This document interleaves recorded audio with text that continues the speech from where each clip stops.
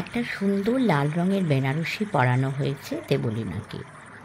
সে ঘুমিয়ে আছে একটা ধপধপে সাদা চাদরের উপর। একটা মস্ত বড় ধনুচি থেকে কুণ্ডলি পাকিয়ে উঠছে ধোঁয়া। তার সামনেই সেই মুন্ডু সমেত বাকছালটার ওপর চোখ বুজে বসে আছেন গুরুদেব। পাহাড়ের গায়ে এই আশ্রম ঘর, ছোট্ট একটা গুহার সামনে খড়ের ছাউনি।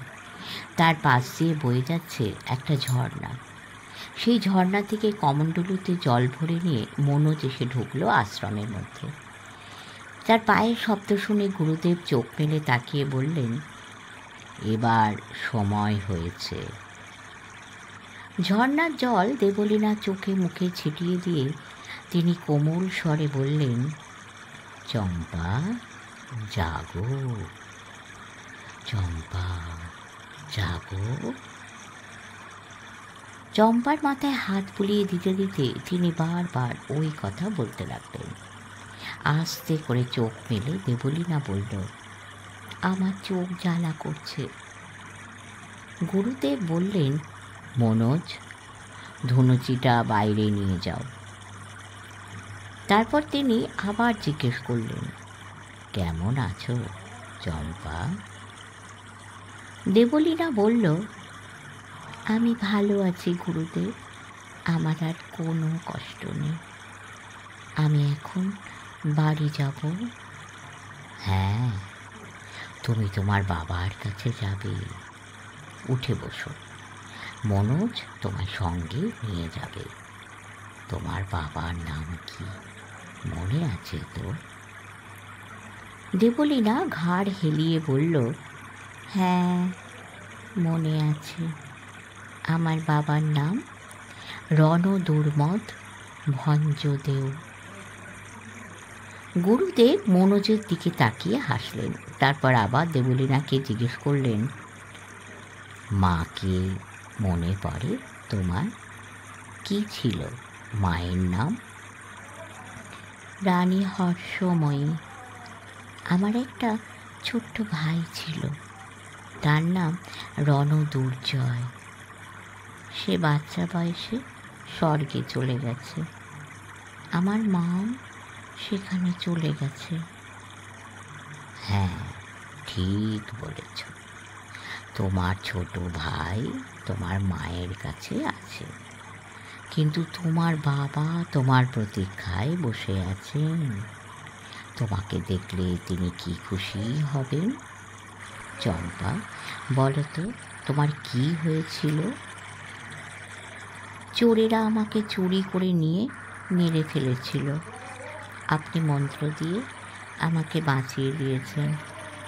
আপনি আমাকে এতদিন ঘুম পাড়িয়ে রেখেছিলেন। বেঁচে উঠে তোমার ভালো লাগছে? হ্যাঁ, খুব ভালো লাগছে গুরুদেব। আমি এখন স্বর্গে মায়ের কাছে যেতে চাই না। আমি এখন বাবার কাছে যাব।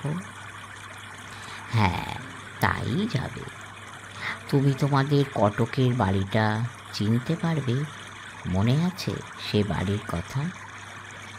হ্যাঁ, সব মনে আছে।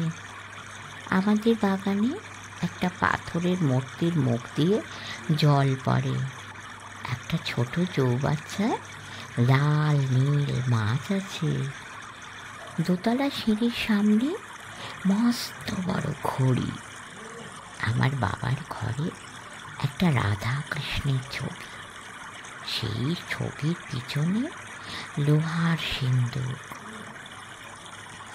বাহ বাহ, সব মনে আছে দেখছি। তোমার বাবাকে তুমি যে গানটা শোনাতে, সেই গানটা একটু গাও তো। দেবলীনা চোখ বুঝে একটু মনে করার চেষ্টা করে গান ধরল। প্রভু মেরে अवगुण चिकना धरो, समदर्शी हे नाम तिहारो।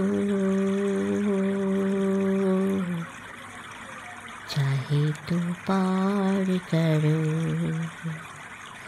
चाहे तो पार करो। গুরুদেবের চোখ দিয়ে জলের ধারা নেমে এলো। তিনি গদগদ কণ্ঠে বললেন, ধন্য ধন্য আজ আমার সাধনা, ধন্য। সেই 15 বছর আগে আমি প্রতিজ্ঞা করেছিলাম চম্পাকে আমার সিদ্ধি দিয়ে, আমার আয়ু দিয়ে বাঁচিয়ে তুলব। তা যে এমনভাবে সার্থক হবে ভাবিনি। করুণাময়ের কি বিচিত্র লীলা! রাজা রণদুর্মদ তার মেয়েকে আবার ফিরে পাবে। এই চম্পা আর হারিয়ে যাবে না। মনোজ, তুই ঠিক মতন একের বাবার কাছে পৌঁছে দিবি।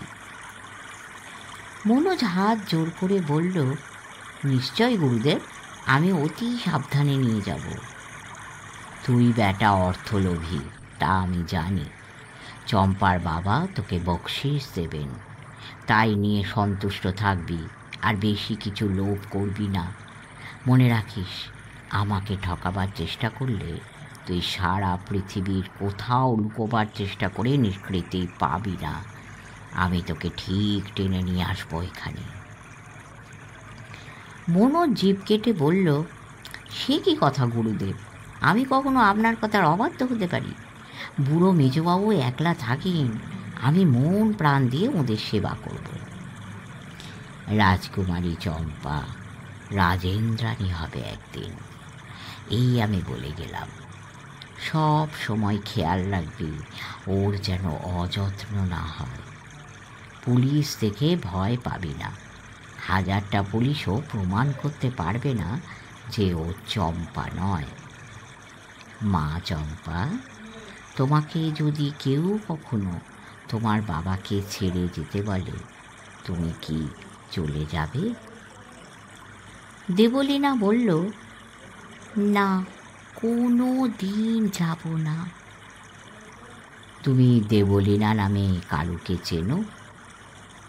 কে দেবলীনা? সে একটা মেয়ে, হারিয়ে গেছে। তুমি কলকাতা শহর দেখেছো কোনো দিন?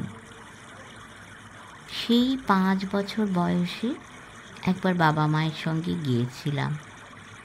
গড়ের মাঠ, মনুমেন্ট, তার কাছে একটা হোটেল। আর একবার যাওনি? আর একবার হাওড়া স্টেশনে নেমে দার্জিলিংয়ে ট্রেনে উঠেছি। হ্যাঁ, ঠিক বলেছ, ঠিক বলেছ। মা চম্পা, তোমার বাবার পিঠে কি দাগ আছে? পিঠে নয়, কাঁধে চিতাবাঘে থাবা মেরেছিল। শুনলি মনোজ, শুনলি? চম্পা কিছুই বলেনি। সোনার মেয়ে চম্পা, ওকে ছেড়ে দিতে আমারও কষ্ট হচ্ছে। আমি মাঝে মাঝে গিয়ে ওকে দেখে আসব। এবারে চম্পাকে আমি সাজিয়ে দিই। গুরুদেব উঠে গিয়ে গুহার মধ্যে ঢুকে একটা কুলুঙ্গি থেকে একটা ছোট পুঁটুলি নিয়ে এলেন। সেটার গিঁট খুলতে খুলতে বললেন, চম্পার দেহটা যখন আমি সুড়ঙ্গের মধ্যে নিয়ে আসি, তখন চম্পার গায়ে এই গয়নাগুলো ছিল। ওকে যারা মেরেছিল তারা গয়নার জন্য মারেনি। এইগুলো আমার কাছে রেখে দিয়েছিলাম। আমি সন্ন্যাসী মানুষ, আমার কাছ থেকে তো কেউ চুরি করতে আসবে না। আজ এইগুলো কাজে লেগে গেল। গয়নাগুলো চম্পার হাতে দিয়ে তিনি বললেন, এগুলো পরে নাও তোমার, বাবার কাছে যাবে, একেবারে নিরাভরণ হয়ে যেতে নেই। 2 হাতে 4 গাছা করে সোনার চুড়ি, 2 কানের 2টি হীরের দুল, গলায় একটা মুক্তোর মালা, সব পরে নিল দেবলীনা। গুরুদেব মুক্তভাবে বললেন, কি রকম, ঠিক ঠিক লেগেছে এতদিন পরে? এই তো আমাদের রাজকুমারী চম্পা। মনোজ বলল, গুরুদেব এবার ওকে নিয়ে যায়, রাত অনেক হলো। গুরুদেব একটা দীর্ঘশ্বাস ফেলে বললেন, হ্যাঁ, যেতে তো হবে। আমার বুকটা খালি খালি লাগবে। তুই ওকে কি করে নিয়ে যাবি? পাহাড়ের নিচে জঙ্গলের মধ্যে একটা গাড়ি লুকিয়ে রেখে এসেছি, কেউ টের পাবে না। গুরুদেব ধমক দিয়ে বললেন, কেউ টের পেলেই বা ক্ষতি কি, লুকোবার দরকার নেই। চম্পা আর কারোর কাছে যাবে না, আর কারোকে চিনবেও না। মনোজ বলল, ওঠো চম্পা, গুরুদেবকে প্রণাম করো। গুরুদেব চম্পার মাথায় হাত রেখে বললেন, রাজরাজেশ্বরী হও মা, সুখী হও, সবাইকে সুখী করো। মনোজও গুরুদেবকে প্রণাম করল, তারপর বলল, চম্পা এসো। চম্পা দু এক পা এগিয়ে আবার গুরুদেবের দিকে মুখ ফিরিয়ে বলল, যাই গুরুদেব। তারপরে সে হঠাৎ ঘুরে গিয়ে ঝুঁক পড়ে গেল মাটিতে। মনোজ আর গুরুদেব দুজনেই ব্যস্ত হয়ে ঝুঁকে পড়লেন। কি হলো, কি হলো? চম্পা অজ্ঞান হয়ে গেছে। গুরুদেব ফ্যাকাশেভাবে হেসে বললেন, বেটির এখান থেকে চলে যেতে মন চাইছে না, কিন্তু রাজার মেয়ে, সে কি আশ্রমে থাকতে পারবে? যেতে তো ওকে হবেই। তিনি আবার চম্পার চোখে মুখে জল ছিটিয়ে দিতে লাগলেন আর কানের কাছে মুখ নিয়ে বলতে লাগলেন, চম্পা জাগো, চম্পা জাগো। আবার চম্পা বড় বড় চোখ মেরে তাকালো। খুব যেন অবাক হয়ে সে দেখল গুরুদেব আর মনোজকে। গুরুদেব জিজ্ঞেস করলেন, কি হয়েছে চম্পা, শরীর খারাপ লাগছে? আজ সারাদিন খাওয়াও তো হয়নি কিছু, এ সময় যে কিছু খেতে নেই। চম্পা উঠে বসে বলল, এখন ঠিক আছে, কিছু হয়নি। শরীর দুর্বল লাগছে না তো? না, আমি এখন যেতে পারবো। কোথায় যাবে মনে আছে? হ্যাঁ, কটকে, আমার বাবা রাজা রণদুর্মত ভঞ্জদেবের কাছে। মনোজ, শহরে নিয়ে গিয়েই আগে ওকে কিছু খেতে দিন। এসো মা চম্পা। চম্পা বলল, গুরুদেব, আবার আপনার সঙ্গে দেখা হবে তো? হ্যাঁ হবে, নিশ্চয়ই হবে, আমি যাব তোমাদের বাড়িতে। চম্পা আর মনোজ আশ্রমের বাইরে বেরিয়ে আসার পর গুরুদেব দাঁড়িয়ে রইলেন দরজার কাছে। তার হাই উঠল। হঠাৎ যেন শরীরটা ভীষণ ক্লান্ত লাগছে, তার ঘুম পাচ্ছে। চম্পা আর মনোজ নামতে লাগলো ঝর্ণাটার গা দিয়ে দিয়ে। চম্পা যাতে হোঁচট খেয়ে পড়ে না যায় সেই জন্য মনোজ তার হাত ধরতে যেতেই চম্পা কড়া গলায় বলল, না, আমার হাত ধরবে না। তুমি কর্মচারী, আমার হাত ধরছ কোন সাহসে? মনোজ থতমত খেয়ে বলল, না না, আমার ভুল হয়ে গেছে, আমি ভাবছিলাম তুমি যদি পড়ে যাও। না, আমি ঠিক যেতে পারবো। একটু পরে মনোজ পকেট থেকে সিগারেটের প্যাকেট বার করল। গুরুদেবের সামনে সে সিগারেট খেতে পারেনি, সেও খুব ক্লান্ত। কাল রাত থেকে অনেক ধকল গেছে। মনোজ সিগারেট ধরাতেই চম্পা এক ধমক দিয়ে বলল, তুমি আমার সামনে সিগারেট খাচ্ছ? তোমার এত সাহস? মনোজ এবার রীতিমতো হকচকিয়ে গিয়ে বলল, সিগারেট খাবো না। চম্পা বলল, রাজকুমারীর সামনে সিগারেট খাবার আস্পর্ধা হয়েছে তোমার? বাবাকে বলে দেবো। সিগারেট ফেলে দাও মনোজ। মনোজ তাড়াতাড়ি সিগারেটটা ঝর্ণার জলে ছুঁড়ে দিল। তারপর সে অনুনয় করে বলল, রাজকুমারী চম্পা, আমি একটা কথা বলবো।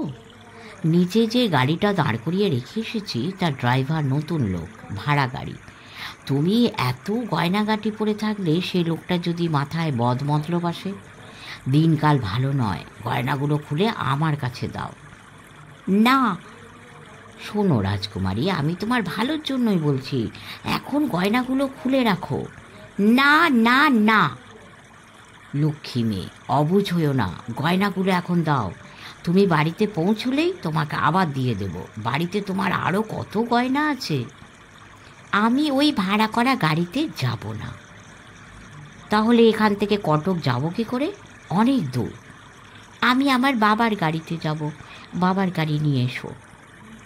তোমার বাবার এখন কোনো গাড়ি নেই, রাজবাড়ির আর কোনো গাড়ি নেই, এই ভাড়া করা গাড়িতেই যেতে হবে। তাহলে আমি যাব না, আমি গুরুদেবের কাছে ফিরে যাব। মনোজ খপ করে চম্পার হাত চেপে ধরে বলল, ছেলে মানুষই করো না চম্পা, যা বলছি তাই শোনো। ড্রাইভারটা নতুন, না হলে তোমাকে গয়নাগুলো খুলতে বলতুম না। চম্পা খুব জোরে ঠাস করে মনোজের গালে একটা চড় কষালো।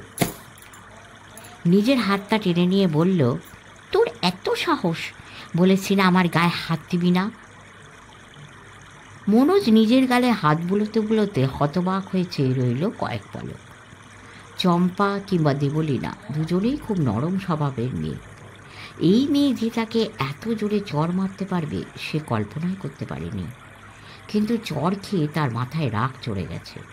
সে এবার গম্ভীর গলায় বলল, দেখো মেয়ে, আমার সঙ্গে বেশি চালাকি করো না। মনে রেখো আমারই জন্য তুমি রাজকুমারী হতে যাচ্ছ, এরপর মহা সুখে থাকবে। চম্পার দু চোখে যেন আগুন জ্বলে উঠল। দাঁতে দাঁত ঘষে সে বলল, দেখ মনোজ, আমি কে তুই তা জানিস। আমি 15 বছর আগে মরে গিয়ে ভূত হয়েছিলাম, এখন অন্য একটা মেয়ের শরীরে ঢুকে পড়েছি। ফের যদি আমার গায়ে তুই হাত দিস, আমি তোর চোখ খুবলে নেব, তোর রক্ত চুষে খাবো। মনোজ চম্পার এই মূর্তি দেখে ভয় পেয়ে 2-1 পা পিছিয়ে গেল। তারপর সে একটা পাথর কুড়িয়ে নিয়ে উঁচু করে বলল, কি, তুমি আমাকে ভয় দেখাচ্ছ? আমি গুরুদেবের চেলা, আমি অত সহজে ভয় পাই না। চম্পা 1 পা এগিয়ে এসে বলল, তুই আমাকে মারবি? মার তো দেখি তোর কত সাহস। আমার গায়ে মারলেই তা গুরুদেবের গায়ে লাগবে, তুই জানিস। আয়, ওই পাথর ছুঁড়ে আমাকে মর, দেখ আমি ওই পাথরটা খেয়ে ফেলব। মনোজ আস্তে আস্তে পাথরটা ফেলে দিয়ে বলল, না চম্পা, আমি কি তোমাকে মারতে পারি? তুমি আমাদের রাজকন্যা, তোমাকে আমরা সবাই ভালোবাসি। তুই আমাকে মারতে পারলি না তো, তবে দেখ। চম্পা চোখের নিমেষে নিজে 2 হাতে 2টো পাথর তুলে নিল। সঙ্গে সঙ্গে সেই 2টো ছুঁড়ে মারল মনোজের দিকে। মনোজ 2 হাতে মুখ ঢেকে আত্মরক্ষা করার চেষ্টা করল। চম্পার একটা পাথর লাগলো তার পিঠে, বড় পাথরটা লাগলো তার মাথার খুলিতে। খুব জোরে আঘাত পেয়ে মনোজ বসে পড়ল মাটিতে। চম্পা সঙ্গে সঙ্গে ছুট দিল বনের মধ্যে। মিনিট খানেক ঝিম মেরে বসে রইল মনোজ। তারপরেই তার খেয়াল হলো যে চম্পা পালিয়ে যাচ্ছে, চম্পা হাতছাড়া হয়ে যাবে। যন্ত্রণা সহ্য করেও সে উঠে দাঁড়িয়ে ছুটতে লাগলো চম্পার পেছন পেছন। জঙ্গলের মধ্যে চম্পার পায়ের শব্দ পাওয়া যাচ্ছে, সেই শব্দ লক্ষ্য করে ছুটতে লাগলো মনোজ। একবার সে দেখতেও পাচ্ছে পাহাড় দিয়ে তত্তর করে নিচের দিকে নেমে যাচ্ছে চম্পা। মনোজ তার নাগাল পাচ্ছে না, কিন্তু সে ভাবল পাহাড় থেকে নিচে নামলেই সে চম্পাকে ধরে ফেলবে। চম্পা একসময় ঝর্ণার মধ্যে নেমে পড়ল। ঝর্ণায় মাত্র হাঁটু জল, তবু চম্পা ওপারে না গিয়ে দাঁড়িয়ে রইল ঝর্ণার মাঝখানে। মনোজ সেই ঝর্ণার ধারে পৌঁছতেই চম্পা তার দিকে হাতছানি দিয়ে বলল, আয় মনোজ, আয়, তোকে আজ খাবো। মনোজ হাত জোর করে হাঁপাতে হাঁপাতে বলল, রাগ করো না চম্পা, আমাকে ক্ষমা করো, আমি আর তোমার গায়ে হাত দেবো না, তোমার গয়না খুলতে বলবো না, তুমি আমার সঙ্গে চলো, তোমার বাবার কাছে পৌঁছে দেবো। না, আমি তোর সঙ্গে যাব না, আমি বাবার কাছে একলাই যেতে পারবো। এবার সেই ঝর্ণাটা পার হয়ে আবার ছুটল। পাহাড় ফুরিয়ে গেলে সমতলেও বেশ খানিকটা জঙ্গল আছে। চম্পা আর মনোজ দুজনেই নেমে এসেছে সেখানে। মনোজ এবার প্রাণপণে ছুটে কমিয়ে আনলো দূরত্ব। এক সময় সে ধরে ফেলল চম্পার শাড়ির আঁচল। চম্পা সঙ্গে সঙ্গে ঘুরে গিয়ে হাতের 2টো আঙুল বসিয়ে দিল মনোজের চোখে। তারপরে সে হা হা করে হেসে উঠল, তোকে অন্ধ করে দেব।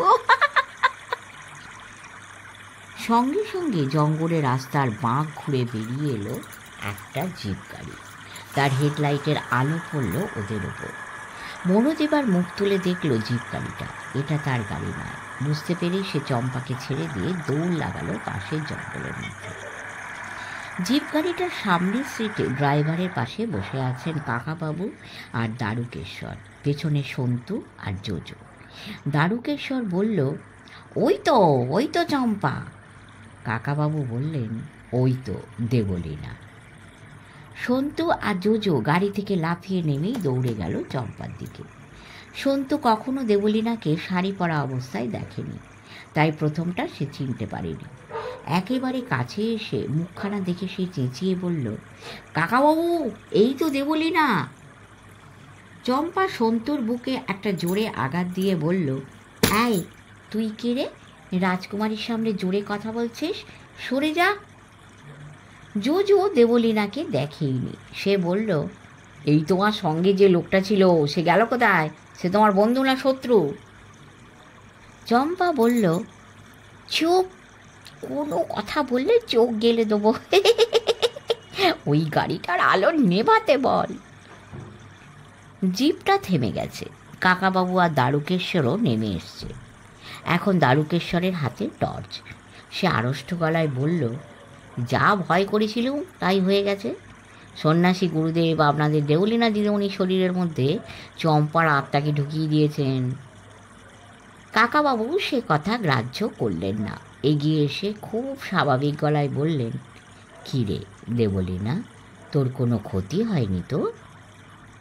চম্পা বলল, তোমাদের এত সাহস, গাড়ি দিয়ে আমার রাস্তা আটকেছ? সরে যাও, সবাই সরে যাও, আমি এখন কটকে যাব। সন্তু বলল, কাকাবাবু, এই তো দেবলীনা, ও এরকমভাবে কথা বলছে কেন? দেবলীনা সন্তুর দিকে ফিরে প্রচণ্ড জোরে ধমক দিয়ে বলল, চুপ, কোনো কথা বলতে বারণ করেছি না? এবার তোর গলা আটকে যাবে। কাকাবাবু হাত তুলে সবাইকে চুপ করতে বলে শান্ত গলায় জিজ্ঞেস করলেন, তুমি কি চম্পা না দেবলীনা? চম্পা বলল, আমি রাজকুমারী চম্পা, রাজা রণদুর্মদ ভঞ্জদেওর মেয়ে। তোমরা এলেবেলে লোক, আমার রাস্তা জুড়ে দাঁড়িয়ে আছো কেন? সন্তু বলল, এই তুই কাকাবাবুর সঙ্গে ওরকমভাবে কথা বলছিস যে? দেবলীনা এবার দুটো হাতের আঙুলগুলো ছড়িয়ে বলল, চোখ গেলে দেবো, চোখ গেলে দেবো।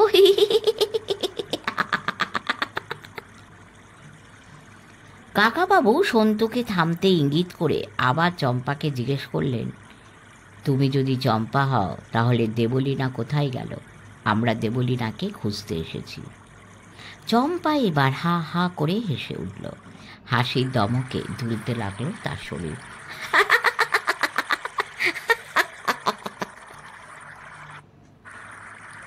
রাজবাড়ির রহস্য আপনারা শুনছেন অন্তিম পর্ব। দেখুন এই পর্বে কি হয় এরপর। গুরুদেবের আশ্রমের দরজাটা ঠেলে ঢুকলেন কাকাবাবু। ভেতরে মশাল চলছে। বাকছালটার উপর গুটি সুটি মেরে শুয়ে আছেন গুরুদেব। তার সবে মাত্র তন্দ্রা এসেছে, তিনি এখনো ঘুমননি। কাকাবাবুর পায়ের শব্দ পেয়ে তিনি চোখ না খুলেই বললেন, ওরে ঝমরু, এবার মশালটা নিভিয়ে দিয়ে যা। কাকাবাবু বললেন, ঝমরু এখানে নেই, আমার নাম রাজা রায়চৌধুরী, সন্ন্যাসী ঠাকুর, আপনার সঙ্গে দু একটা কথা বলতে এলাম। গুরুদেব তাড়াতাড়ি উঠে পড়লেন। কাকাবাবু ও ক্রাচ দুটো দেওয়ালের গায়ে হেলান দিয়ে হাঁটু রেখে বসলেন গুরুদেবের সামনে। গুরুদেব বললেন, তুই আবার এখানে এসেছিস, তুই কি এবার মরতে চাস? কাকাবাবু হেসে বললেন, না সন্ন্যাসী বাবা, আমার মরার জন্য কোনো তাড়াহুড়ো কিছু নেই, কোনো এক সময় মরলেই হবে। এখন আপনার সঙ্গে কিছু কথা বলতে চাই। গুরুদেব এক হাত উঁচু করে বললেন, তুই যা, তুই যা, তুই ভুলে যা, সব কিছু ভুলে যা, ভুলে যা। কাকাবাবুও একটা হাত উঁচু করে বললেন, আমি যাব না, আমি যাব না, তুমি সন্ন্যাসী আমার সব প্রশ্নের উত্তর দেবে, উত্তর দেবে, উত্তর দেবে। দুজনেই হাত তুলে পরস্পরের চোখের দিকে তীব্র দৃষ্টিতে চেয়ে রইলেন কিছুক্ষণ। দুজনেই সম্পূর্ণ মনের জোর নিয়ে এসেছেন চোখে। কেউ কাউকে টলাতে পারলেন না। একসময় গুরুদেব বললেন, তুমি কি করতে চাইছো তা আমি বুঝেছি। শোনো বৎস, দুনিয়ায় কারো এমন শক্তি নেই আমাকে সম্মোহিত করতে পারে। কাকাবাবু হেসে বললেন, আপনিও আজ আমাকে সম্মোহিত করতে পারেননি সাধু বাবা। কাল রাত্রে আপনি এমনভাবে আমার সামনে এসে হাজির হলেন যে আমি তৈরি হবার সুযোগ পাইনি। গুরুদেব দীর্ঘশ্বাস ফেলে বললেন, আমি এখন খুব ক্লান্ত, পরিশ্রান্ত। আমি চম্পাকে জাগাবার জন্য বহু পরিশ্রম করেছি, নিজের আয়ু ক্ষয় করেছি, তাই এখন আমি দুর্বল হয়ে আছি। নইলে তোমাকে ঘুম পাড়িয়ে দিতে আমার কয়েক মুহূর্তের বেশি লাগতো না। তা বলে তুমি আমাকে অবশ করতে পারবে না। তোমাকে আমি কিছুই বলবো না, তুমি দূর হয়ে যাও। ইচ্ছে হয়তো পুলিশের কাছে যাও। কাকাবাবু বিদ্রূপের সঙ্গে বললেন, আপনি হঠাৎ পুলিশের কথা বললেন কেন? তার মানে আপনি কিছু অন্যায় করেছেন তা স্বীকার করছেন? আপনি সাধু বেশি এক পাপী। গুরুদেব জ্বলে উঠে বললেন, অন্যায়? তুমি নিমকহারাম, অকৃতজ্ঞ। এবার কাকাবাবুর অবাক হবার পালা। তিনি বললেন, আমি নিমকহারাম? আমি অকৃতজ্ঞ? কার কাছে অকৃতজ্ঞ? আপনার কাছে। কাল রাতে জঙ্গলের মধ্যে তুমি অজ্ঞান হয়ে পড়েছিলে। আমার চোখের দিকে তাকিয়ে 20 মুহূর্ত স্থির থাকতে পারোনি। সেই অবস্থায় যদি আমি তোমাকে ফেলে রেখে দিতাম, তোমাকে শেয়াল কুকুরে খেয়ে নিত। আমি মনোজকে বুঝিয়ে দুজনে ধরাধরি করে তোমাকে জঙ্গল থেকে নিয়ে গিয়ে বিছানায় শুইয়ে দিয়ে এসেছিলাম। কাল ওই জঙ্গলে হায়ানা ডাক শোনা গিয়েছিল। আমি না বাঁচিয়ে রাখলে তুমি এখন কোথায় থাকতে? আপনারাই আমাকে বিছানায় শুইয়ে দিয়ে এসেছেন। ধন্যবাদ। তাহলে বোঝা যাচ্ছে আপনি মানুষ খুন করেন না। আমি মানুষকে মারি না, আমি মানুষকে বাঁচাই। আমি চম্পাকে বাঁচিয়ে তুলেছি 15 বছর বাদে। চম্পার দেহ যখন শুধু একটা কঙ্কাল ছাড়া কিছুই নয়। চম্পা অন্য ঘরে জন্মেছে, আমার টানে সে আবার এখানে চলে এসেছে। সে আসতই। আমি সেই মেয়েটির শরীরে চম্পার আত্মাকে ঢুকিয়ে দিয়েছি। এখন সেই চম্পা। একটি মেয়ের সঙ্গে আরেকটি মেয়ের চেহারার মিল একটা নিছক আকস্মিক ব্যাপার। একজন মরে গেছে অনেক দিন আগে, আর একজন বেঁচে আছে। এই দুজনে মিলে এক কি করে হতে পারে? অসম্ভব। মূর্খ, তুমি কিছুই জানো না। দুপাতা ইংরেজি পড়ে তোমরা সব জানতা হয়ে যাও। তবে শোনো সব ঘটনা। ছোট রানীর ভাইয়ের সাঙ্গপাঙ্গরা এক রাত্রে বীভৎসভাবে খুন করেছিল চম্পাকে। ওই বাড়ির রাজাদের আর কারো মেয়ে ছিল না, চম্পা একমাত্র মেয়ে। ওই বয়সেই আমার প্রতি চম্পার খুব ভক্তি ছিল, শ্রদ্ধা ছিল। আমি তার মৃত্যু সহ্য করতে পারিনি। আমি প্রতিজ্ঞা করেছিলাম তাকে বাঁচিয়ে তুলবই। তার দেহটা নিয়ে গিয়ে রেখে দিলাম সুড়ঙ্গের মধ্যে গোপনে। বহুকাল ওই সুড়ঙ্গের পথ বন্ধ। বড় রাজা আর আমি ছাড়া ওই সুড়ঙ্গের কথা আর কারও জানা ছিল না। যেখানে বসে আমি দিনের পর দিন সব সাধনা করেছি, আমার সর্বশক্তি প্রয়োগ করেছি, তবু তখন আমি চম্পাকে বাঁচাতে পারিনি। কিন্তু আমি জানতাম চম্পা একদিন অন্য ঘরে জন্ম নেবেই। আমার টানে সে ঠিকই ছুটে আসবে। সে এসেছে কিনা, আমার প্রতিজ্ঞা সার্থক হয়েছে কিনা বলো? অস্বীকার করতে পারবে? যে এসেছে সে চম্পা নয়, সে দেবলীনা। সে তার বাবার সঙ্গে এখানে বেড়াতে এসেছিল। তার চেহারার সঙ্গে চম্পা চেহারার খানিকটা সাদৃশ্য দেখে ওখানকার কোনো লোক আপনাকে খবর দিয়েছে। তারপর আপনি ওই দেবলীনা নামের মেয়েটিকে সম্মোহন করেছেন। প্রথমবারই দেবলীনাকে ধরে নিয়ে গেলেন না কেন? দ্বিতীয়বার সে আমার সঙ্গে না আসতেও পারত। ধরে নিয়ে আসবো কেন? তাকে নিজের থেকে আসতে হবে। ওই মেয়েটিকে তো কেউ জোর করে ধরে আনেনি। সে আগের জন্মে চম্পা, তাই সে নিজের থেকে আমার কাছে আবার এসেছে। প্রথমবার সে ফিরে গেলেও আমি নিশ্চিত জানতাম তাকে আসতেই হবে। সাধু বাবা, আমার মতে এটা কাকতালীয় ছাড়া আর কিছুই না। আমি দেবলীনাকে নিয়ে এসেছি, এবার আমি তাকে ফিরিয়েও নিয়ে যাব। তুমি পারবে না। সে এখন পুরোপুরি চম্পা। সে চিনতেই পারবে না তোমাকে। আমাকে আর তার বাবাকে ছাড়া সে আর কাউকেই মানবে না। চম্পার বাবা বৃদ্ধ মেজ রাজা একা একা থাকেন। শুনেছি তিনি অনেকটা পাগলের মতো হয়ে গেছেন, তাঁর আর অবলম্বন নেই। একটি মেয়েকে চম্পা সাজিয়ে তার কাছে পাঠালে তিনি হয়তো তাকে এই আঁকড়ে ধরবেন। তারপর সেই বৃদ্ধ রাজা টাকা পয়সা সম্পত্তি সব ওই মেয়েটিকে ভুলিয়ে ভালিয়ে আপনারাই গ্রাস করবেন। এই তো মতলব। গুরুদেব এবারে ঝুঁকে এসে কাকাবাবুর নাকটা চেপে ধরে ক্রুদ্ধ স্বরে বললেন, পামর, তুই এই কথা বললি? তোর এত বড় সাহস! আমি সর্বত্যাগী সন্ন্যাসী, টাকা পয়সা ছুঁই না, কোনো কিছু সঞ্চয় করি না। লোকেরা ফল মূল মিষ্টি দিয়ে গেলে খাই, যেদিন দেয় না সেদিন কিছুই আহার করি না। তুই আমাকে বললি লোভী? আজ তোকে এমন শাস্তি দেব। বৃদ্ধের আঙুলগুলো লোহার মতন শক্ত, এত জোরে নাক টিপে ধরেছেন যে কাকাবাবু সহজে ছাড়াতে পারলেন না। বাধ্য হয়ে তিনি বৃদ্ধের গাড়ে বাঁ হাত দিয়ে জোরে এক কোপ মারলেন। একটা কাতর শব্দ করে বৃদ্ধ হাত আলগা করে দিলেন। কাকাবাবু একটু সরে গিয়ে বললেন, আমার পা খোঁড়া তো, সেই জন্য হাতে জোরটা বেশি। আপনি শারীরিক শক্তিতে আমার সঙ্গে পারবেন না, আমাকে সম্মোহন করেও বশ করতে পারেননি। বরং আমি আপনাকে যা খুশি শাস্তি দিতে পারি। গুলি করে আপনার ভবলীলা সাঙ্গ করে দিতে পারি। মন দিয়ে আমার কথা শুনুন। গুরুদেব বিস্ফারিত চোখে তাকিয়ে রইলেন কাকাবাবুর দিকে। কাকাবাবু আবার বললেন, একটা ব্যাপার বোঝা যাচ্ছে, আপনি মানুষ খুন করেন না। আপনি আমাকে জঙ্গলে অজ্ঞান অবস্থায় ফেলে রাখেননি, বাঁচিয়েছেন। এটাও বুঝলুম যে আপনার টাকা পয়সার প্রতি কোনো লোভ নেই, কিন্তু আপনার চেলাদের তো সেই লোভ থাকতে পারে। সে ঠিক আছে, আপনার চেলাদের ধরে গাড়দে পোড়া হবে। তবে আপনিও একটা গভীর অন্যায় করেছেন। রাজার মেয়ে চম্পাকে বাঁচাবার জন্য অন্য একজনের মেয়েকে কেড়ে নিয়েছেন।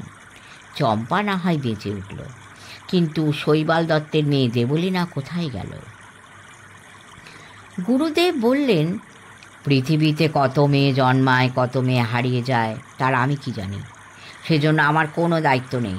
আমার চম্পা ফিরে এসেছে, তাকে আমি পূর্ব স্মৃতি ফিরিয়ে দিয়েছি, আমার প্রতিজ্ঞা পূর্ণ হয়েছে। সাধু বাবা, রাজার কাছে তার মেয়ে যেমন প্রিয়, একজন সাধারণ মানুষের কাছেও তো তার মেয়ে সমান প্রিয়। একজন বাবার কাছ থেকে তার মেয়েকে কেড়ে নিয়ে অন্য একজন বাবাকে ফেরত দেবেন, এ কী রকম কথা? এটা ঘোর অন্যায় নয়? তোমার ন্যায় অন্যায় তোমার কাছে থাক। আমি জানি চম্পাই আবার জন্মেছে। ও যারই মেয়ে হোক, ও আবার পুরোপুরি চম্পা হয়ে গেছে। আমি তাকে মন্ত্র দিয়েছি, পৃথিবীর আর কোনো শক্তি নেই ওই মেয়ের দেহ থেকে চম্পাকে বার করে আনতে পারে। ও এরপর থেকে চম্পা হয়েই থেকে যাবে। অবশ্যই অবশ্যই অবশ্যই। তোমার পুলিশ আদালত যেখানে ইচ্ছে ওকে নিয়ে যাও, ও বরাবর নিজেকে চম্পাই বলবে। চম্পা সব লক্ষণ ও চেহারায় স্বভাবে ফুটে থাকবে। কাকাবাবু সারা মুখে এবার হাসি ছড়িয়ে পড়ল। গুরুদেবের দাড়িতে হাত বুলিয়ে বললেন, সাধু বাবা, বৃদ্ধ হলেই যে মানুষের সব কিছু সম্পর্কে জানা যায় তা ঠিক নয়। সম্মোহনের শক্তি সারা জীবন তো দূরের কথা, একদিন দুদিনের বেশি থাকেও না। চম্পা হারিয়ে গেছে। গুরুদেব বললেন, তুমি ছাই জানো, ও মেয়েকে তুমি যত খুশি ডাক্তার বুদ্ধি দেখাও, ও চম্পাই থাকবে। চম্পা আর কোনো দিন হারিয়ে যাবে না। কাকাবাবু গলা তুলে ডাকলেন, দেবলীনা, দেবলীনা, একবার ভেতরে আয় তো। সঙ্গে সঙ্গে দেবলীনা এসে ভেতরে ঢুকল। তাকে দেখে আবেগ কম্পিত গলায় গুরুদেব বললেন, এই যে মা চম্পা, তুই এসেছিস, আয় আমার পাশে বস। দেবলীনা মুচকি হেসে বলল, গুরুদেব, আমি চম্পা নই। আপনার ঘর থেকে বেরোবার সময় একবার আমি আছাড় খেয়ে পড়ে গেলুম, তখনই আমার জ্ঞান ফিরে এসেছে। আমি বুঝতে পেরে গেলুম আপনারা আমাকে চম্পা সাজাচ্ছেন। আমি কিন্তু তখন আর আপনাদের বুঝতে দিইনি যে আমি সব জেনে গেছি। তখন অভিনয় করে গেলুম। চম্পার অভিনয় করে আমি মনোজবাবুকে খুব ভয় দেখিয়েছি। কাকাবাবু সন্তুদেরও ঠকিয়ে দিয়েছিলুম। কাকাবাবু, আমি কেমন অভিনয় করেছি বলুন? কাকাবাবু হাসতে হাসতে বললেন, একেবারে পাকা অভিনেত্রী। প্রথমটায় আমিও বুঝতে পারিনি। গুরুদেবের কপাল কুঁচকে গেল। তিনি হুঙ্কার দিয়ে বললেন, তুই চম্পানোস? এই লোকটা তোকে? চম্পা, চম্পা, ফিরে আয় মা।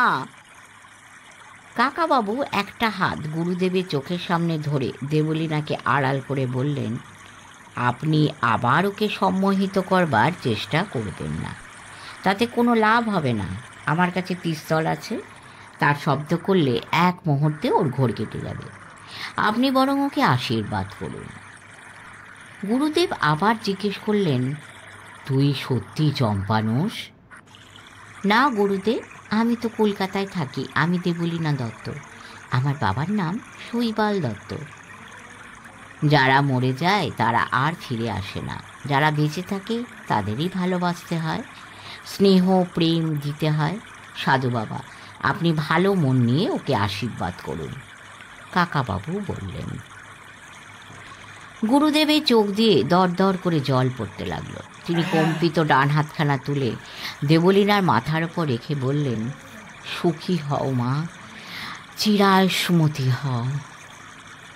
তারপরেই গুরুদেব অজ্ঞান হয়ে ঢলে পড়লেন। কাকাবাবু উঠে দাঁড়িয়ে একটা বড় নিঃশ্বাস ফেলে বললেন, যাক দেবলীনা, তুই সাধুর মাথায় একটু জল ছিটিয়ে দে। বুড়ো মানুষ, এতটা মনের চাপ সহ্য করতে পারেননি। একটু সেবা কর, একটু বাদেই জ্ঞান ফিরে আসবে। বাইরে বেরিয়ে এলেন কাকাবাবু। সন্তু, জোজো, দারুকেশ্বর সেখানে দাঁড়িয়ে আছে উদ্গ্রীব হয়ে। কাকাবাবু তাঁদের বললেন, সব ঠিক হয়ে গেছে, মনোজটা পালিয়েছে, ওকে ঠিক ধরা যাবে। এই সাধু বাবাকে আর এখান থেকে টানা হ্যাঁচড়া করার কোনো দরকার নেই। দারুকেশ্বর বলল, হ্যাঁ, ওকে আর কিছু শাস্তি দেবেন না, বুড়ো মানুষ, কদিনই আর বাঁচবেন। কাকাবাবু সামনের দিকে তাকালেন। সুন্দর জ্যোৎস্না উঠেছে আজ। অনেক দূর পর্যন্ত দেখা যাচ্ছে জঙ্গল। পাশের ঝর্ণাটা নেমে গেছে একটা রূপোর পাতের মতো। কাকাবাবু আপন মনে বললেন, এখানে বেড়াতে এসে এ পর্যন্ত কিছুই দেখা হলো না ভালো করে, এবার দেখতে হবে। তারপর তিনি সন্তুর কাঁধে হাত দিয়ে জিজ্ঞেস করলেন, হ্যাঁ রে সন্তু, তোরা দুজনে এখানে হঠাৎ চলে এলি? তুই বললি কি দরকারি কথা আছে। কি কথা? সন্তু বলল, এই কাল রাত্রে দিল্লি থেকে নরেন্দ্র ভার্মার স্ত্রী টেলিফোন করেছিলেন। খুবই কান্নাকাটি করছিলেন ভদ্রমহিলা। কেন, কি হয়েছে? নরেন্দ্র ভার্মাকে 4 দিন হলো খুঁজে পাওয়া যাচ্ছে না। সন্ধেবেলা অফিস থেকে বাড়ি ফেরার পথেই কেউ তাকে ধরে নিয়ে গেছে, কোনো সন্ধান নেই। ওর স্ত্রী বললেন, আপনাকে একবার দিল্লি যেতেই হবে, আপনি না গেলে উনি ভরসা পাবেন না। কাকাবাবু ক্লান্তি ও বিরক্তি মিশিয়ে বললেন, আবার দিল্লি? আমার কি কিছুতেই ছুটি পাবার উপায় নেই রে সন্তু। এখানে এসে 2-4 দিন নিশ্চিন্তে বিশ্রাম করব ভেবেছিলাম। এগিয়ে গিয়ে কাকাবাবু ঝর্ণাটার পাশে বসে পড়লেন। আজলা করে জল তুলে মুখে ছেটাতে ছেটাতে বললেন, আহ কি শান্তি। শেষ হলো রাজবাড়ি রহস্য। আশা করি আপনাদের মনোরঞ্জন করতে পেরেছি। সাবস্ক্রাইব করে আমাদের পাশে থাকবেন।